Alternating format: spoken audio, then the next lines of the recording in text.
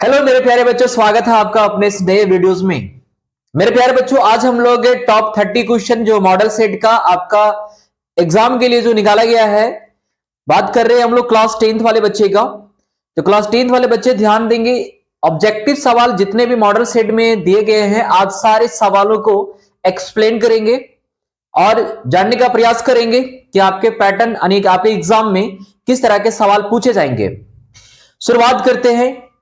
अब यहां पे आप देख पा रहे हो कि पहला जो सवाल है आपका, वो आपका फर्स्ट चैप्टर से है, पहला चैप्टर से है, जिसमें से क्वेश्चन यहां पे किया हुआ यहां पे कि 156 यानी 156 को अभाज्य गुणनखंड के गुणनफल के रूप में लिखा जा सकता है। मेरे प्यारे बच्चों, ये चीज आप अच्छे तरीके से जानते हो कि जब भी अभाज्य गुणनखंड का बात करें तो आपको क्या करना है, एलसीएम लेकर के बनाना होता है। यानी कि 156 लेंगे आप, इसका एलसीएम लेंगे, पहले 2 से लगाएंगे आप, 2 से लगाने के बाद फिर से 2 से लगेगा ये, फिर और भी जाएंगे अगर तो ये 3 से लगेगा हमारा। ठीक है, अब अगर हम बात करें तो इसमें ये हमारा लास्ट 13 आ रहा है। 13 को हम लोग एलसीएम लगा पाएंगे क्या? अगर नहीं लगा पाती हो तो आप 13 बार में लगाएंगे, ये एक बार में आएगा। अब हमें क्या करना है कि जो भी नंबर से हमने एलसीएम दिया वो सारे नंबर को आप यहां पे चेक करोगे कि कौन सा ऑप्शन हमारा आने वाला है। तो यहां पे आप देख रहे हो कि 2 है, फिर 2 है, फिर 3 है, फिर 13 है और फिर इंटू 1 है। 1 को नेग्लेक्ट कर देंगे हम लोग, तो ऑप्शन नंबर बी जो है हमारा वो दिख रहा है इसके जैसा। तो आपका पहला का जो सवाल का जो जवाब होगा वो आपका बी होगा। समझ पा रहे हैं मेरी बातों को? अगर हम लोग सेकंड क्वेश्चन तरफ चलेंगे मेरे प्यारे बच्चों, तो यहां पे कहता है कि 6/15 का दशमलव प्रसार कैसा होगा। आप इसको ऐसे भी बना सकते हैं, जैसे मान के चलिए कि ये 6/15 दिया हुआ है, इसको आप कैंसिल कर सकते हैं, 3 से कट ही जाएगा 2 बार में और ये हमारा कट जाएगा 5 बार में। और जब आप 5 से डिवाइड करेंगे 2 में तो पहले तो 0 लगाएंगे, पॉइंट देंगे आप। ठीक है, 4 बार में ये पूरा पूरी क्या हो जा रहा है, मेरा कंप्लीट हो जा रहा है, यानी खत्म हो जा रहा है। तो इसका दशमलव प्रसार क्या हो जा रहा है, हमारा शांत हो जा रहा है। तो इसका जो सही जवाब होगा वो ए हो जाएगा, यानी कि शांत हो जाएगा। ठीक है, आगे बढ़ते हैं यार। क्वेश्चन नंबर 3 है, यहां पे कहता है कि बहुपद p ऑफ x के लिए ग्राफ आकृति में दिया गया है, तो बहुपद के शून्य की संख्या निम्न में से चुनिए। देखिए यहां पे जो फिगर दिया गया है ना, ये वाला फिगर, इसमें हमें ये बताना है कि जो लाइन जो ग्राफ जो दिया गया है वो कितनी बार टच किया है। आप ग्राफ को देख करके आप बताओगे कि लाइन जो है हमारा वो कितना बार टच किया गया है। आप यहां पे आप देखोगे तो एक बार हमारा यहां टच किया है, फिर यहां टच किया है, फिर आपको यहां दिखेगा और एक बार यहां दिखेगा। तो टोटल मिलाकर के जो है वो 4 बार जो है वो टच किया गया है।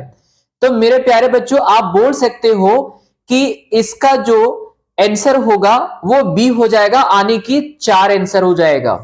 ठीक है, तो p ऑफ x बराबर क्या हो जाएगा हमारा, या फिर नंबर ऑफ जीरोस क्या हो जाएगा हमारा, 4 हो जाएगा। ठीक है, आगे चलेंगे मेरे प्यारे बच्चों और क्वेश्चन नंबर 4 में आते हैं। 4 नंबर हमारे पास कहता है कि एक बहुपद दिया गया हुआ द्विघात का, तो इसके शून्यकों का योग इनमें से चुने। तो सबसे पहले हम लोग क्या करेंगे, यहां से जीरोस निकालेंगे, आने की शून्यक निकालेंगे। कैसे निकालेंगे मेरे प्यारे बच्चों, पहले आप फैक्टराइजेशन मेथड यूज करेंगे, ज्यादा आसान होगा। मिडिल टर्म वाले को तोड़ना रहता है, तो इसे हम लोग -4x और -3x में तोड़ देंगे, ताकि माइनस माइनस प्लस दे करके यानी -7 आएगा और मल्टीप्लाई करने पे 12 आ जाएगा। यहां से अगर हम x को कॉमन लेंगे मेरे प्यारे बच्चों, तो क्या आ जाएगा, x को अगर हम कॉमन लेंगे तो यहां से x -4 आ जाएगा, -3 को कॉमन लेंगे अगर हम यहां पे तो x -4 आ जाएगा। ठीक है, तो एक हमारा आएगा x -3 और एक हमारा आ गया x -4 बराबर 0 लेके चलेंगे। तो यहां से आपके पास एक का वैल्यू 3 आया और एक का वैल्यू 4 आया। आपसे पूछा है कि उसके योगफल क्या होंगे, शून्यक के योगफल क्या होंगे। तो 3 और 4 को यदि आप ऐड कर देते हैं तो आपका आंसर 7 दे देगा। तो मेरे प्यारे बच्चों, इसका जो आंसर हो जाएगा वो ऑप्शन बी हो जाएगा, यानी कि 7 हो जाएगा। ठीक है, क्वेश्चन नंबर 6 को अगर देखेंगे तो यहां पे सवाल कर दिया, उसी पे आधारित है कि x - y x माइनस वाई प्लस 9 बराबर 0 और 3x माइनस 2y प्लस 12 बराबर 0 के द्वारा निरूपित रेखाएं क्या हो सकती है? ठीक है, क्या वो समपाती होगी, समांतर है, प्रतिछेद है या फिर लंबवत है? तो मेरे प्यारे बच्चों यहां पे आप एक चीज नोटिस कर रहे होंगे, तो आप बोल सकते हैं कि समपाती नहीं होगा, समांतर भी नहीं होगा, ये दोनों लाइन हमारा जो होगा वो प्रतिछेदी लाइन हो जाएगा, यानी कहीं ना कहीं ये दोनों लाइन क्या करेगा, आपका कट करेगा।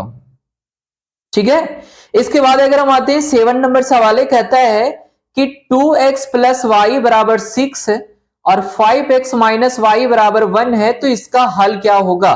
देखिए, इसको बनाने की आवश्यकता आपको नहीं है, आप ऑप्शन से ही क्या कर सकते हैं, चेक कर सकते हैं कि इसका सही जवाब क्या होने वाला है। ठीक है, तो यहां पे देखिए पहला ऑप्शन हमारे पास 4 और 3 है। अगर हम यहां पे इक्वेशन में x के जगह पे 4 रखें और y की जगह पे अगर हम 3 रखेंगे, तो क्या हमारा राइट साइड का वैल्यू आएगा क्या? चेक करके देखो। अगर हमने 4 रखा तो 4 दूनी 8 हो जाएगा और प्लस 3 करेंगे तो 11 हो जाएगा, लेकिन इधर हमारा 6 है, तो पहला ऑप्शन तो हमारा होगा ही नहीं। इसके बाद अगर हम आते हैं बी वाले ऑप्शन में, तो x का मान 1 है, y का मान 4 है, तो 1 यहां पे लेंगे तो 2 इंटू 1 2 हो जाएगा हमारा, और y अगर हम 4 लेंगे तो 4 और 2 बराबर कितना हो जा रहा है हमारा, 6 हो जा रहा है। तो इसका सही जवाब जो हो जाएगा मेरे प्यारे बच्चों, वो हो जाएगा ऑप्शन बी। क्या हो जाएगा हमारा, ऑप्शन बी हो जाएगा। ठीक है, इसके बाद आते हैं क्वेश्चन नंबर 9 में, कहता है कि निम्नलिखित में से कौन द्विघात समीकरण है? देखिए, बहुत सारे बच्चे यहां पे कंफ्यूज हो जाते हैं कि इसमें देख रहे हैं कि पावर तो इसमें भी है और इसमें भी है। ठीक है, इधर भी है, इधर भी है, यहां पे भी है, और यहां पावर 3 है, यहां 2 है लेकिन इधर नहीं है। तो हमें क्या करना होगा कि हमें दो सारे, देखिए सब इक्वेशन को आप चेक करेंगे बना करके और देखेंगे कि कौन हमारा a x square plus b x plus c बराबर 0 के फॉर्म में आता है। इस फॉर्म में अगर आता है तभी हम बोल सकते हैं कि वो हमारा क्या होगा, द्विघात समीकरण होगा। तो आप इसे बना करके देख सकते हैं। और इसका सही बात आते हैं कि क्वेश्चन नंबर 10 है। देखिए, कहते हैं कि द्विघात समीकरण है x square plus 7x plus 6 बराबर 0, तो इसके मूलों की प्रकृति क्या होगी? यानी आपको पहले क्या करना है मेरे प्यारे भाई, डी निकालना है।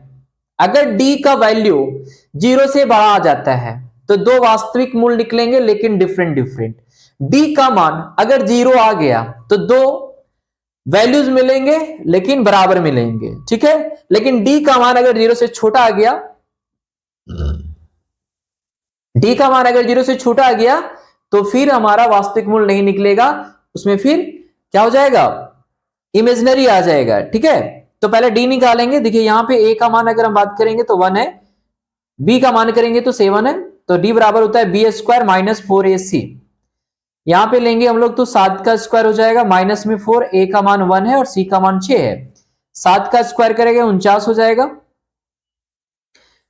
यानी कि 25 आ रहा है। देखो डी का मान क्या हो जा रहा है मेरे प्यारे बच्चों, 0 से बड़ा हो जा रहा है, और 0 से अगर बड़ा हो जाता है तो हम लोग बोल सकते हैं कि वास्तविक मिलेंगे लेकिन असमान होंगे।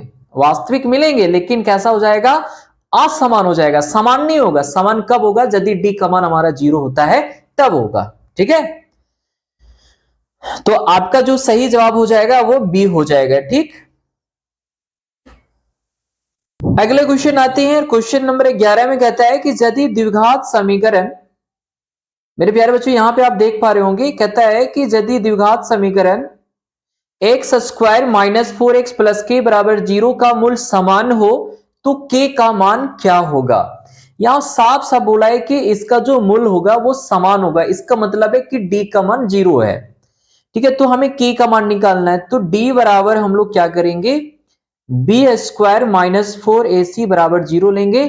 b हमारे पास माइनस 4 है, इसका स्क्वायर करेंगे 16 हो जाएगा, माइनस 4 हो गया, a का मान यहां से 1 हो जाएगा और c का मान हमारे पास k है, बराबर में 0 हो जाएगा। ठीक है, इसको अगर आप सॉल्व करते हो तो इधर 16 हो जाएगा और इधर इसको उठा करके ले जाते हो तो प्लस में 4k हो जाएगा, ये कट जाएगा तो k का मान 4 हो जाएगा। तो मेरे प्यारे बच्चों आप यहां पे क्या करोगे, 11 नंबर का जो आपका ऑप्शन होगा वो सी हो जाएगा, आने की 4 आंसर हो जाएगा। ठीक है, आगे चलेंगे सवाल में हम लोग क्वेश्चन नंबर 12 पे। देखिए कहता है कि एक एपी दिया गया है तो इसका सार्वंतर क्या होगा। सार्वंतर का मतलब हो जाता है मेरे प्यारे बच्चों डी, है ना, यानी कि डिफरेंस पूछ रहा है। तो डी निकालने के लिए हम लोग फॉर्मूला लगाते हैं A2 माइनस A1। तो A2 यहाँ पे हमारे पास 21 है, ठीक है। A2 क्या है हमारे पास 21 है और A1 हमारे पास 24 है। 21 में से 24 को अगर आप घटाते हो तो मेरे प्यारे बच्चों -3 इसका आंसर हो जाएगा। तो आप बोल सकते हो कि इसका सही जवाब जो होगा वो डी हो जाएगा। ठीक है, क्या हो जाएगा मेरे प्यारे भाई, डी हो जाएगा। क्वेश्चन नंबर 13 आते हैं। 13 में देखो सवाल यहां पे ये कहता है कि एक एपी दिया गया है तो इसका 10वां पद क्या होगा, यानी 10 टर्म आपसे पूछ रहा है। तो 10 टर्म निकालने के लिए हम लोग क्या करेंगे ना, A1 प्लस 9D लेंगे। अब देखिए यहां पे क्या करना होगा हमें, A1 तो हमारे पास 2 दिया हुआ है तो 2 लिखेंगे। 9 इंटू डी का बात कर रहा है, 7 में से 2 जाएगा तो 5 हो जाएगा डी हमारा। तो 2 प्लस ये 45 हो जाएगा, 45 और 2 47 हो जाएगा, है ना। तो आपका जो सही जवाब होगा वो बी हो जाएगा, यानी कि 47 हो जाएगा। ठीक है, अब आते हैं क्वेश्चन नंबर 14 में। कहता है कि 14 नंबर क्वेश्चन कि समरूप त्रिभुज के संगत कोण क्या होते हैं। देखिए मेरे प्यारे बच्चों ये चीज आप देख लेंगे कि समरूप त्रिभुज के जो संगत कोण होते हैं वो क्या होते हैं, बराबर होते हैं, समानुपाती होते हैं, या समांतर होते हैं, या लंबवत होते हैं। तो सबसे पहले तो समांतर और लंबवत तो होगा नहीं आपका। ठीक है, समरूप त्रिभुज का बात कर रहा है, समरूप मतलब एक जैसा दिखने वाला, तो कह सकते हैं कि वो समानुपाती होगा, बराबर भी नहीं। सर्वांगसम त्रिभुज में बराबर होता है, लेकिन यहां पूछा हमसे समरूप त्रिभुज, तो समरूप त्रिभुज में जो हमारा होगा वो समानुपाती होगा। ठीक है, आगे बढ़ेंगे, क्वेश्चन नंबर 15 में आते हैं। देखिए कहता है कि एक त्रिभुज है एबीसी, यदि डीई पैरेलल बीसी है, यहां पे देख लीजिए डीई पैरेलल बीसी है, ठीक है, और बीडी बराबर हमारे पास 7.2 दिया हुआ है, और ए बराबर हमारे पास 1.8 दिया हुआ है, और ईसी बराबर 5.4 दिया हुआ है, तो एडी का मान क्या होगा। देखिए मेरे प्यारे भाई ये थ्योरम 6.1 को लागू करता है। हम लोग जान रहे हैं इसको x मान लेंगे, और हम लोग को पता है कि AD बटा DB बराबर होता है AE बटा EC। तो अगर हम इसको लेंगे, AD हमारा x है, ये हमारा 7.2 हो जाएगा, बराबर करेंगे हम लोग, और इधर हमारा कितना हो जाएगा 1.8 हो जाएगा, और इधर हमारा 5.4 हो जाएगा। ठीक है मेरे प्यारे बच्चों, आप इसे क्या करेंगे, क्रॉस मल्टीप्लाई करके यहां से x का वैल्यूज निकालेंगे। ठीक है, देखिए कैसे निकालना है आपको। सबसे पहले अगर हम बात करेंगे तो इधर हमारा आएगा तो ये मल्टीप्लाई में जाएगा, तो x इंटू 5.4 हो जाएगा यहाँ पे, इज इक्वल टू 1.8 इंटू में 7.2 हो जाएगा। तो x का वैल्यूज यहां से आ जाएगा 1.8 इंटू 7.2 अब बट्टे में 5.4 हो जाएगा। ठीक है, इस पॉइंट को अगर हम हटाएंगे तो नीचे 10, इस पॉइंट को हटाएंगे फिर नीचे 10, इस पॉइंट को हटाएंगे नीचे 10 होगा, ये 10 से 10 खत्म हो जाएगा हमारा। ठीक है, इसके बाद देखिए आपको क्या करना है, ये कट जाएगा 3 बार में, ठीक है, और ये कट जाएगा हमारा 2.4 आ जाएगा आंसर। देखिए आपका ऑप्शन कौन सा है, सी वाला ऑप्शन हमारा सही हो जाएगा। ठीक है, तो इसी तरीके से आपको बनाना है। इसके बाद अगर हम आते हैं तो क्वेश्चन नंबर 16 में ए बी बराबर है 6√3 सेंटीमीटर, और ए सी बराबर 12 सेंटीमीटर है, और बी सी बराबर 6 सेंटीमीटर है, तो कोण बी बताइए। चलिए देखिए सबसे पहले क्या करेंगे, हम एक त्रिभुज ले लेंगे, यहां पे ए बी सी ले लिए हम लोग। ठीक है, ए बी बराबर हमारा 6√3 है, और ए सी बराबर 12 सेंटीमीटर दिया हुआ है, और बी सी बराबर 6 सेंटीमीटर दिया है। हमें निकालना है ये वाला एंगल। ठीक है, तो यदि ये वाला एंगल निकालना है तो हम लोग क्या करेंगे पता है आपको, भुजा का अनुपात करेंगे। अगर हम लोग एंगल बी निकालना है, एबीसी निकालना है, तो 6√3 बटा 6 करेंगे, ये कट जाएगा तो √3, और √3 जो होगा हमारा वो 60 डिग्री का मान होगा। तो 16 नंबर का जो आपका जो जवाब हो जाएगा वो बी ऑप्शन हो जाएगा, यानी कि 60 डिग्री हो जाएगा। ठीक है मेरे प्यारे भाई, समझ में आ गया? ठीक है, आगे चलेंगे। देखिए क्वेश्चन नंबर 17 में आते हैं। कहता है कि बिंदुओं 2 3 4 1 के बीच का दूरी निकालिए। तो देखिए जब भी आप डिस्टेंस निकालते हैं तो डिस्टेंस फॉर्मूला आपके पास क्या होता है? Under root x2 minus x1 का होल स्क्वायर प्लस में y2 माइनस y1 का होल स्क्वायर, ये होता है आपके पास। 4 में से 2 जाएगा 2, 2 का स्क्वायर 4 हो जाएगा। 1 में से 3 जाएगा तो -2 और -2 का स्क्वायर 4 हो जाएगा, यानी कि रूट अंडर 8 हो जाएगा। अब 8 को हम लोग 4 गुने 2 लिखेंगे तो ये हो जाएगा 2 रूट 2 मात्रक। तो 2 रूट 2 मात्रक जहां पे है आपका, वही आपका क्या हो जाएगा? सही जवाब हो जाएगा। ठीक है, आगे मिलते हैं। यहाँ पे देखिए क्वेश्चन नंबर 18 में कहता है कि बिंदु 2 5 और 4 7 को मिलाने वाले रेखाखंड का मध्य बिंदु क्या होगा? तो मिड पॉइंट वाले फॉर्मूले को लगाएंगे तो 2 और 4 को जोड़ेंगे 6 भागा 2 करेंगे तो 3। देखिए 3 वाला यहाँ पे ऑप्शन आ रहा हमारे पास, तो यही हो जाएगा। ठीक है, और 7 और 5 को जोड़ेंगे तो 12 भागा 2 करेंगे तो 6। तो आपका जो सही जवाब हो जाएगा वो सी हो जाएगा। ठीक है, इसके बाद अगर हम बात करेंगे 19 नंबर में, तो कहता है यहाँ पे कि भाई ए बी सी है तो त्रिभुज एबीसी का क्षेत्रफल क्या होगा? देखिए मेरे प्यारे बच्चों, सबसे पहले क्या करना है आपको, एक फॉर्मूला इसमें लगाना है आपको। त्रिभुज का क्षेत्रफल के लिए एक फॉर्मूला क्या था आपको पता होगा सही से। फॉर्मूला था 1/2 x1 y2 minus y3 plus x2 y3 minus y1 plus में x3 और y1 माइनस y2 था। अब इसी फॉर्मूले पे आपको डालना है। देखिए क्या हो जाएगा, 1/2 हो गया यहाँ पे। x1 का बात कर रहा है यहाँ पे तो 0 हो जाएगा, तो ये पूरा टर्म 0 हो जाएगा, छोड़ दीजिए। x2 का बात कर रहा है तो यहाँ पर 5 है, और y3 का बात कर रहा है तो यहाँ पे 6 है, माइनस y1 का बात कर रहा है तो यहाँ पे 0 है। ठीक है, प्लस में x3 का बात करें तो x3 भी हमारा 0 है, छोड़ दीजिए। तो 6 5 30, आने की आपका सही जवाब जो होगा वो 30 हो जाएगा। ठीक है, तो इसका जो आंसर हो जाएगा मेरे प्यारे भाई वो पहला हो जाएगा, यानी कि ए हो जाएगा 30। ठीक है, इसके बाद अगर हम बात करेंगे क्वेश्चन नंबर 20 में, तो कहता है कि यदि साइन ए का मान 3/5 है तो टेन ए का मान क्या होगा? आपको पता है अच्छे तरीके से कि साइन थीटा बराबर p/h होता है। तो यहाँ पे p 3 है, h हमारा 5 दिया गया है। हम लोग b निकालेंगे। अब b निकालने के लिए फॉर्मूला होता है h स्क्वायर यानी कि 25 माइनस में p यानी कि 9। 25 में से 9 जाएगा 16, बाहर आएगा 4। हमें पूछा है टेन थीटा का मान, और टेन थीटा बराबर होता है p/b। ठीक है, तो p हमारे पास है भैया 3 और b हमारे पास आया है 4, तो 3/4 इसका सही जवाब हो जाएगा, 3/4 हो जाएगा। ठीक है, इसके बाद अगर हम लोग आते हैं 21 नंबर में, तो क्वेश्चन कहता है कि 2 साइन स्क्वायर ए बराबर 1 है तो एंगल ए का मान क्या होगा? देखो मेरे प्यारे बच्चों, यहां पे आप क्या करोगे, 2 साइन स्क्वायर ए बराबर 1 रहने दो, ये 2 को उठा करके आप उधर कर दोगे।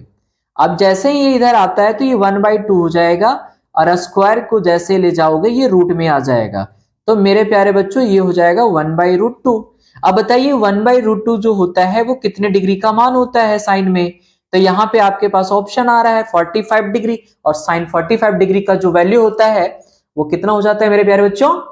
1/√2 हो जाता है। ठीक है, इसके बाद क्वेश्चन नंबर 22 में है, कहता है कि cos 48 डिग्री माइनस में sin 42 डिग्री का मान क्या होगा? अब देखिए यहां पे क्या करना होगा मेरे प्यारे बच्चों, एक को या तो cos को या तो sin को बदल देना होगा 90 माइनस करके। ठीक है, तो ये कट करके 0 आएगा। जब भी इस तरह का सवाल आएगा तो आप हमेशा याद रखिएगा कट करके क्या आएगा, 0 आएगा। लेकिन जब भी ये फ्रैक्शन में देता है यानी कि बट्टे में, तो हमेशा याद रखिएगा उसका आंसर 1 देगा। ठीक है, क्वेश्चन नंबर 23 तरफ आते हैं, और ये हाइट एंड डिस्टेंस का क्वेश्चन है, ऑब्जेक्टिव बना दिया है। देखिएगा, कहते हैं भूमि के एक बिंदु से जो मीनार के पाद बिंदु से 30 मीटर की दूरी पर है, मीनार के शिखर का उन्नयन कोण 30 डिग्री है, तो मीनार का ऊंचाई ज्ञात कीजिए। देखिए मेरे प्यारे बच्चों, सबसे पहले क्या करना है कि ऐसे करके आपको एक फिगर बनाना है। ये हमारा 30 मीटर दिया हुआ है, और यहाँ पे जो है वो 30 डिग्री दिया हुआ है, तो हमें h निकालना है। तो b/h हमारा जो होता है, या फिर p/b होता है, p/b वो 10 में होता है, तो टेन थीटा बराबर यहाँ पे लिखेंगे h/30। ठीक है। और इधर 1030 का वैल्यू लेंगे हम लोग। 1030 का वैल्यू आपको पता है कि 1/√3 होता है, इधर h/30 हो जाएगा। ठीक है, अब ये हमारा इधर आएगा तो ये हो जाएगा 30/√3 बराबर h। ठीक है, अब यहां से जब हम 3 से √3 से अगर हम रेशनलाइज करेंगे तो 3 देगा और इधर आएगा हमारा 10 बार में कट जाएगा, यानी कि आपका सही जवाब जो होगा वो सी हो जाएगा। कितना हो जाएगा? सी हो जाएगा, 10√3 मीटर हो जाएगा। ठीक है, इसके बाद क्वेश्चन नंबर 24 है जो कि चैप्टर 10 से है। कहता है कि एक वृत्त की कितनी स्पर्श रेखाएं हो सकती है। अब देखिए मेरे प्यारे बच्चों, एक वृत्त है, ठीक है, स्पर्श रेखा बोल रहा है। स्पर्श रेखा का मतलब हो गया कि कितने सारे लाइन जो है वो वृत्त को टच करके पास हो सकती है। तो आपका सही जवाब क्या हो जाएगा? अनंत हो जाएगा। ठीक है,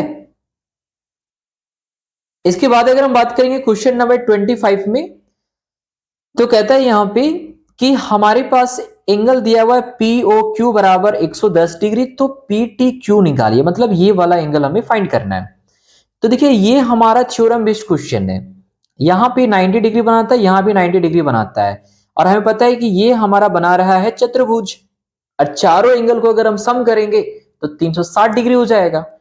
तो 90 90 180 हो जाएगा, आप प्लस में 110 बराबर कितना हो जाएगा आपका? 290 हो गया। अब ये 360 में से 290 को माइनस करेंगे हम, तो ये हो जाएगा हमारे पास 70 डिग्री। अब देखिए आपके पास ऑप्शन कौन सा है? बी हमारा ऑप्शन है, तो बी हमारा आंसर हो जाएगा।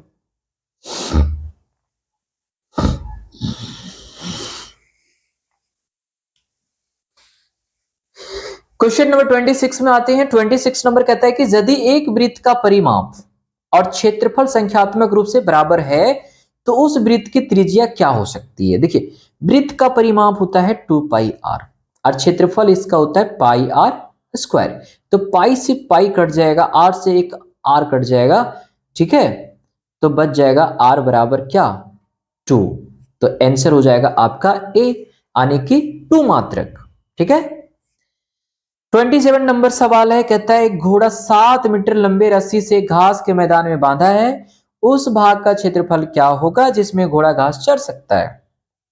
देखो मेरे प्यारे बच्चों, एक घोड़ा जो 7 मीटर लंबी रस्सी से एक घास के मैदान में बांध दिया है, मान के चलो कि यहां से ले लो, ये हमारा 7 मीटर हो जाएगा, ये रेडियस हो जाएगा। अब देखो घोड़ा जो है इतना तो चर ही सकता है। अब इसका एरिया निकालना है, तो πr² करेंगे हम लोग, πr² करेंगे तो 22/7 और रेडियस हमारा 7×7, यानी कि 154 हो जाएगा। कितना हो जाएगा मेरे प्यारे बच्चों? 154 मीटर स्क्वायर हो जाएगा। ठीक है, क्वेश्चन नंबर 30 में आते हैं। क्वेश्चन नंबर 30 कहता है कि निम्नलिखित में से कौन सी संख्या किसी घटना की प्रायिकता नहीं हो सकती है। देखिए हमेशा एक चीज आप रखिएगा कि किसी भी घटना का जो प्रोबेबिलिटी होता है ना मेरे प्यारे बच्चों, वो 1 से छोटा या बराबर होगा और 0 से बड़ा या बराबर हो सकता है। अब हमें इसमें चेक करना है कि ये जो वैल्यू 4 दिया हुआ हमारा, वो क्या इसमें लाइज करेगा कि नहीं करेगा। ठीक है, देखिए डी हमारा 0.72 है जो कि 1 से छोटा है, ये लाइज कर रहा है। 15% है, यानी कि 15/100 करेंगे हम लोग, तो हमारे पास आएगा 0.15, ये भी हमारा सही है। लेकिन यहां पे अगर आप देखते हो 1.5, तो ये 1 से अधिक हो जा रहा है, तो हम कह सकते हैं कि हमारा बी वाला जो ऑप्शन है ये प्रायिकता में नहीं हो सकती है। ठीक है, तो ये हमारे टोटल जो है वो 30 क्वेश्चन हो गए मेरे प्यारे बच्चों। अब हमें क्या करना है, 2 मार्क्स वाले सवाल, 3 मार्क्स वाले सवाल और 5 मार्क्स वाले सवाल को हम लेकर के आएंगे। अगर आप वीडियो में नए हैं तो वीडियो को लाइक कर लें, चैनल को सब्सक्राइब करके रख लेंगे और वीडियो को ज्यादा से ज्यादा शेयर करें अपने दोस्तों के साथ। मिलते हैं अगले वीडियो में, तब तक पढ़ते रहिए और उम्मीद करते हैं कि आपका रिजल्ट बेहतर होगा इस बोर्ड के एग्जाम में। मेहनत कीजिए, बस इतना ही कहना है।